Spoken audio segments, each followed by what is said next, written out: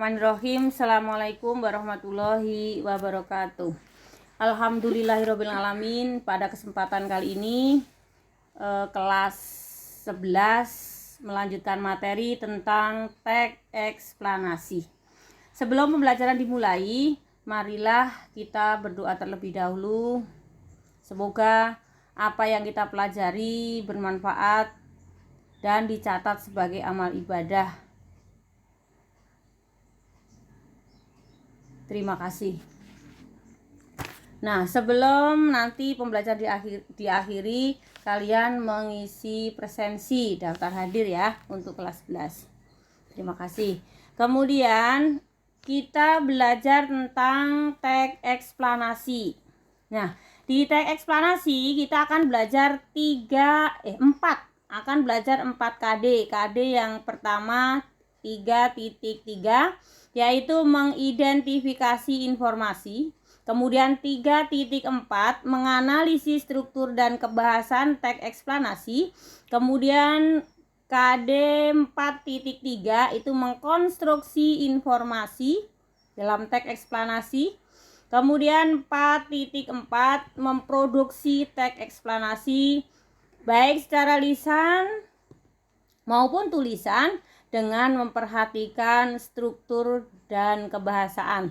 Tujuan pembelajarannya apa? Tujuan pembelajarannya tentunya di sini kalian harus mampu untuk mengidentifikasi, menganalisis, mengkonstruksi, memproduksi dari teks eksplanasi. Jadi diharapkan nanti kalian bisa endingnya itu memproduksi, membuat teks eksplanasi, gitu ya. Kemudian kita lanjutkan ke materi teks eksplanasi. Yang pertama, apa sih pengertian teks eksplanasi? Teks eksplanasi merupakan teks yang mengulas berbagai peristiwa, fenomena alam maupun sosial yang terjadi di sekitar kita. Tentunya di sini tidak hanya peristiwa saja, tidak hanya fenomena saja, fenomena alam saja, tetapi sosial pun termasuk dalam teks eksplanasi. Kemudian yang kedua, tujuannya memberikan informasi yang sejelas-jelasnya kepada pembaca mengenai suatu fenomena alam maupun sosial. Jadi memberikan informasi, ya, kata kuncinya memberikan informasi. Informasinya tentunya informasi yang jelas. Lanjutnya di mengidentifikasi informasi dalam teks eksplanasi, ya. Mengidentifikasi informasi dalam teks eksplanasi.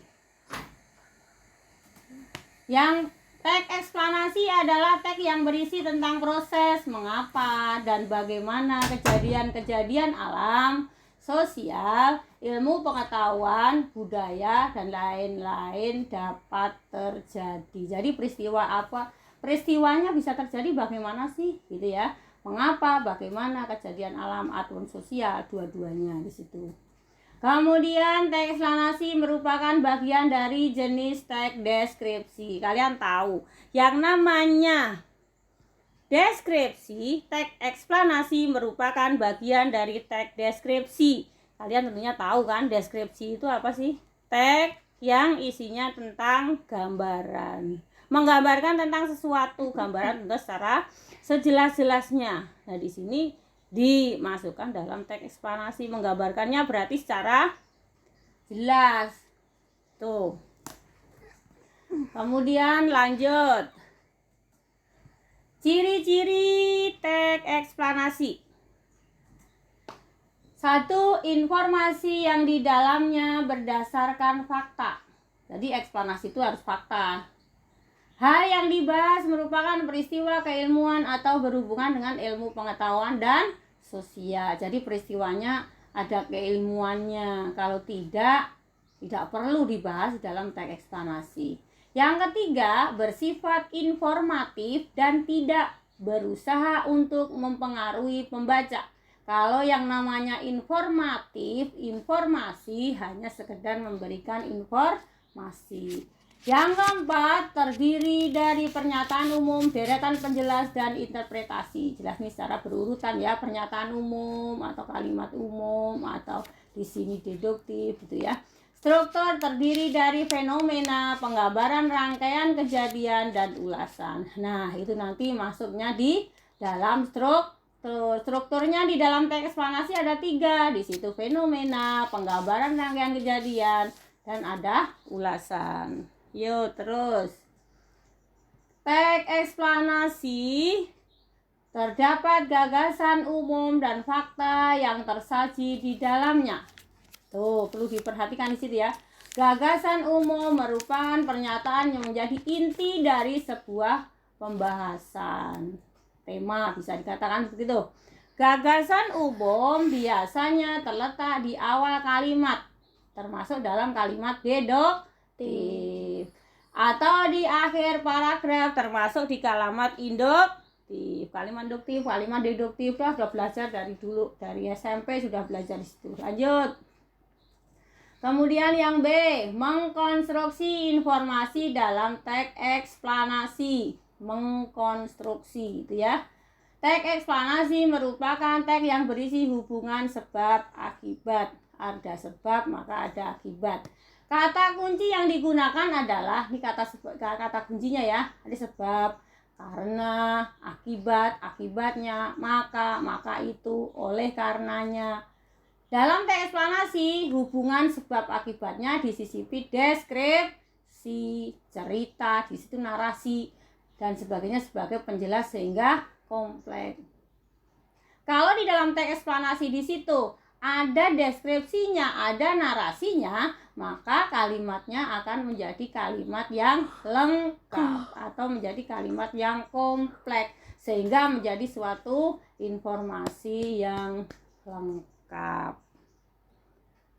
Kemudian yang C, menganalisis struktur dan kebahasaan teks eksplanasi. Ya, kalau kita bicara tentang menganalisis struktur dan kebahasaan, struktur tadi sudah jelas. Yang namanya strukturnya ada 3. Ya kan? Identifikasi fenomena, proses kejadian, ada ulasan atau review. Mengidentifikasi sesuatu yang akan diterangkan terkait dengan fenomena alam, sosial, budaya, dan lain-lain. Itu identifikasinya. Latar belakang kejadian, itu salah satunya fenomenanya. Kemudian di proses kejadian, apa sih proses kejadian?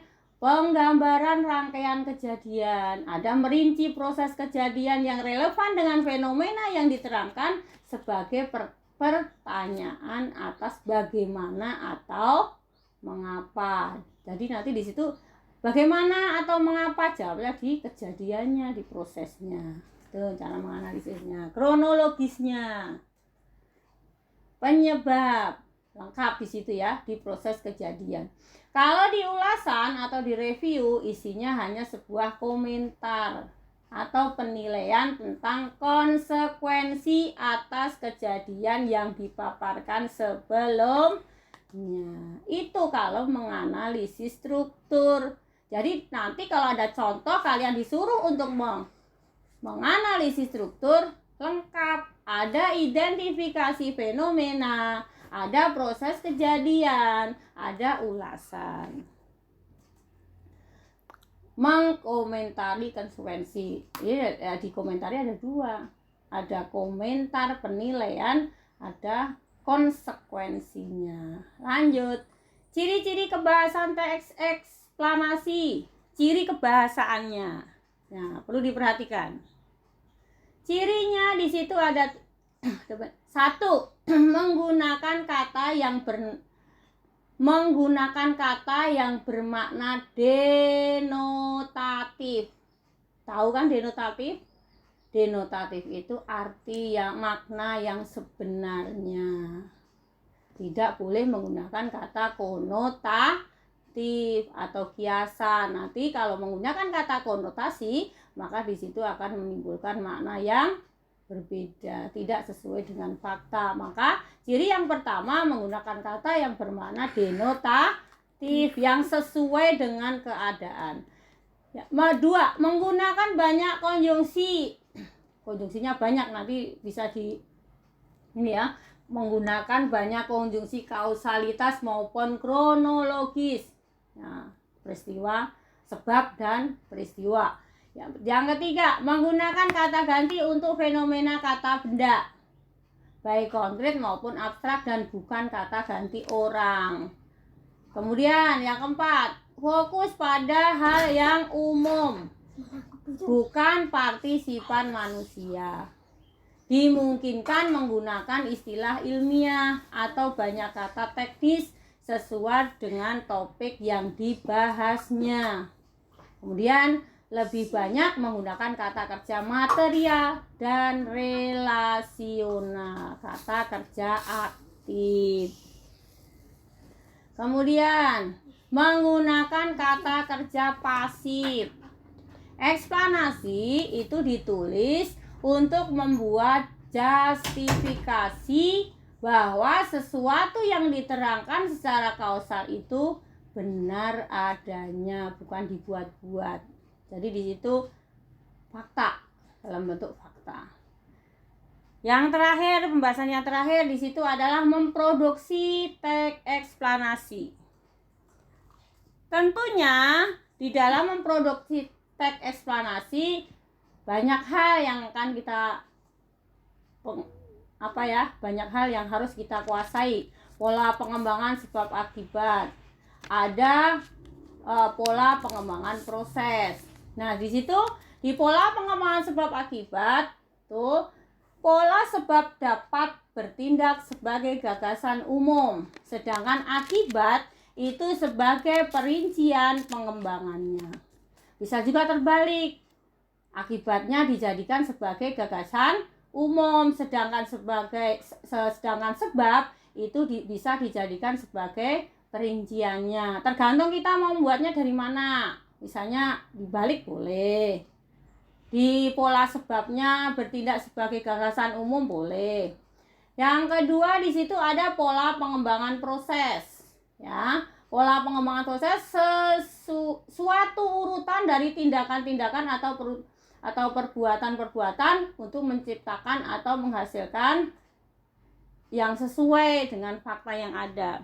Jadi disesuaikan dengan apa yang kita tulis, mau tentang eksplanasi fenomena alam maupun sosial. Kemudian langkah-langkah menyusun teks eksplanasi. Ada beberapa langkah yang tentunya di situ harus kita perhatikan.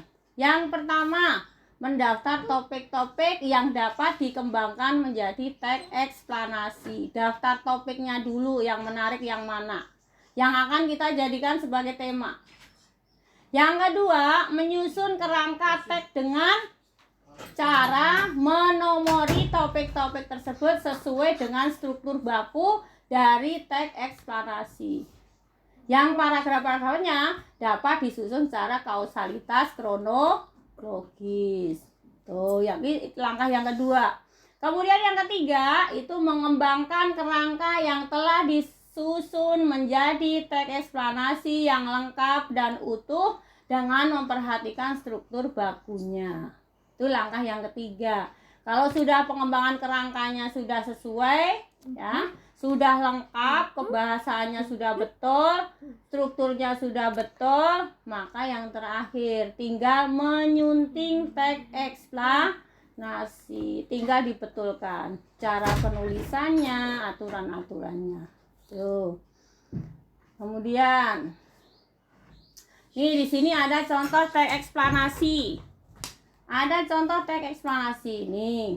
Judulnya nih, Perubahan Kurikulum Pendidikan di Indonesia. Nih ya, langsung di sini Ibu langsung masukkan tesisnya yang mana. Tesisnya nih, sudah di situ sudah ada. Setiap pendidikan Indonesia saat ini mengalami suatu perubahan yang sangat signifikan. Perubahan tersebut berhubungan dengan kurikulum yang digunakan dalam dunia pendidikan Indonesia. Yang mana kurikulum 2006 yang sudah lama digunakan dirubah dengan kurikulum 2013. Meskipun tidak semua sekolah menggunakan kurikulum tersebut. Ini merupakan tesis. Tuh, nanti kalau ada contoh bisa kalian menggolongkannya di situ. Kemudian lanjut, di situ di argumennya, argumentasinya. Tadi di atas sudah argumentasi isinya apa, kalian udah ngerti ya. Kemudian Kementerian Pendidikan dan Kebudayaan, Kemendikbud, dalam beberapa kesempatan memaparkan bahwa kurikulum 2013 diutamakan pada sekolah-sekolah yang memiliki akreditasi A atau sekolah bertaraf internasional. Argumen di sini tentunya yang isinya seperti itu, yang memberikan suatu alasan. Terjangkaunya distribusi buku juga menjadi syarat terhadap sekolah yang melaksanakan kurikulum 2013. Kemendikbud juga menjelaskan bahwa kurikulum 2013 ini fokus pada pembangunan sikap, pengetahuan, keterampilan, karakter yang dilandasi pendekatan ilmiah. Tuh, itu yang argumen ya. Kemudian lanjut sampai ke bawahnya. Tidak hanya itu, kurikulum 2013 juga menitik beratkan kepada hubungan antara proses belajar dengan rasa syukur pada pemberian Tuhan yang Maha Kuasa kepada manusia yang diberi berkat untuk mengelola alam ini, khususnya mengacu pada proses belajar mengajar yang dimulai dengan mengamati, menanya, menalar, dan mencoba atau mencipta. Panjang nih sampai ke tuh di situ ya. Musliar Kasim selaku Wakil Menteri Pendidikan dan Kebudayaan berpendapat bahwa tuh ada kata berpendapat bahwa kurikulum 2013 lebih menitik beratkan praktek daripada hafalan. Karena selama ini siswa banyak dibebani hafalan yang justru dinilai kurang menumbuhkan kreativitas. Dan di situ argumennya terlihat menurut, tidak kata kuncinya. Melalui kurikulum 2013 ini, pemerintah ingin mencetak anak bangsa Indonesia yang produktif, kreatif, inovatif, dan afektif. Dalam kurikulum 2013, setiap siswa didik agar memiliki pengetahuan, keterampilan, sikap, dan karakter. Anggota Dewan Pertimbangan Presiden sampai selesai di situ ya, sampai sendiri. Tuh di situ ada kata tidak hanya itu, kurikulum 2013 juga menonjolkan peran aktif siswa dalam proses pembelajaran sehingga generasi masa depan tetap mempunyai jati diri sebagai bangsa Indonesia dan berkualitas. Lanjut. Kemudian nih di situ yang terakhir di situ adalah di penegasan ulang. Penegasan ulang. Nah, di penegasan ulang ini ada beberapa di sini. Akan tetapi banyak juga dari masyarakat yang menolak penerapan kurikulum 2013 ini. Perubahan kurikulum ini dinilai sangat mendadak dan cenderung dipaksakan. Bahkan ada yang berpendapat kurikulum ini kurang fokus sebab penggabungan dua mata pelajaran yang memiliki substansi pokok yang berbeda. Nah, ini di sini kalau penegasan ulang kan hanya memberikan pengulangan saja. Walaupun mata pelajaran yang akan diajarkan dibuat lebih sederhana, namun tingkat pemahaman dan pengetahuan yang dimiliki siswa akan semakin menurun karena mata pelajaran tersebut tidak dibahas secara utuh dan dibuat selesai di situ ya. Tentunya di situ